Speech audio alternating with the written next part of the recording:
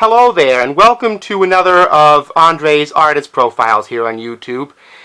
This is actually the second artist profile I missed for yesterday in terms of birthdays. And this is an artist who passed away 31 years ago of anorexia, which is a very common syndrome, especially for women in this day and age. But back then it wasn't as firmly in the public eye, and I think the death of Karen Carpenter brought it out. But again, we're not celebrating Karen Carpenter's passing, we're celebrating her life. Now, unfortunately, the earliest album I have by the Carpenters, which is also on CD, is not here, pointing to the disorganization that my last attempt to reorganize my CD collection with the help of my parents created.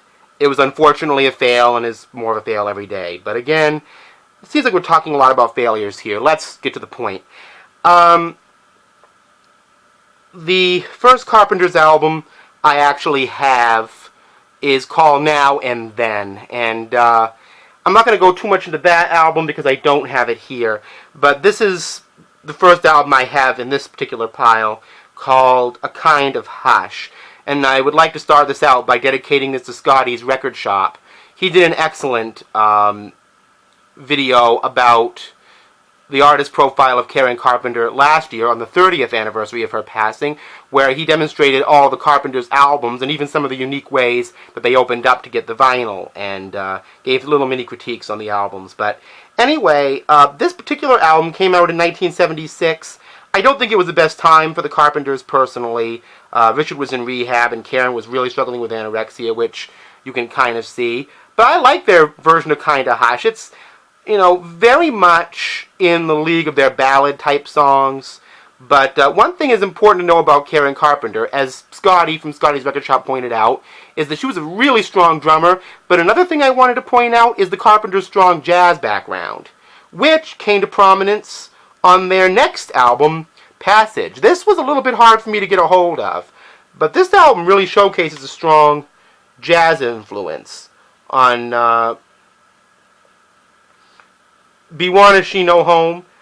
You really start to hear kind of funk from them, which is a little bit surprising. And there's a lot of jazz and orchestral influences on this album, and they were starting to kind of go back to their roots on this. And Karen, even though we think of her as one of the greatest soft vocalists around, you know, she really had a good sense of interpretation. On the Now and Then album, which you're not going to unfortunately see here, Karen did a great version of this Masquerade, which was actually made before George Benson's, and she duetted with Ella Fitzgerald on television with that song. So there's Passage from 1977. In 1981, they made the last album, of course, when Karen was alive, called Made in America. This album is a bit of a slicker kind of pop record with some slight new wave influences on some of the up-tempo songs, but it's more traditional Carpenters in a lot of ways. And the big hit, of course, was Touch Me When We're Dancing. And it's not a bad album. Some of the old country influences kind of came back into it, but that was the last one they made while she was alive. This album came out actually the year that she passed away. It was their last album that they never truly recorded. Richard kind of finished this up, called Voices of the Heart. This album it's a pretty good one. It's a little like Made in America, only a little more pop jazz oriented. At least I find it to be so. This next album is yet another kind of Richard Carpenter recreation.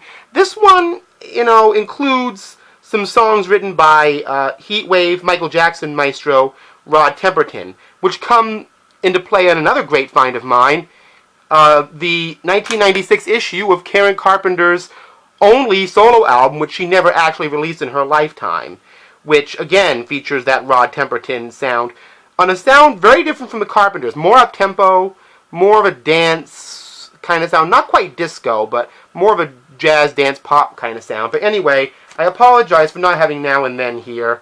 You know, my CD collection's in such bad shape, but that's my tribute to Karen Carpenter, all of her admirers, including, which I myself have included in, and I will see the rest of you next time.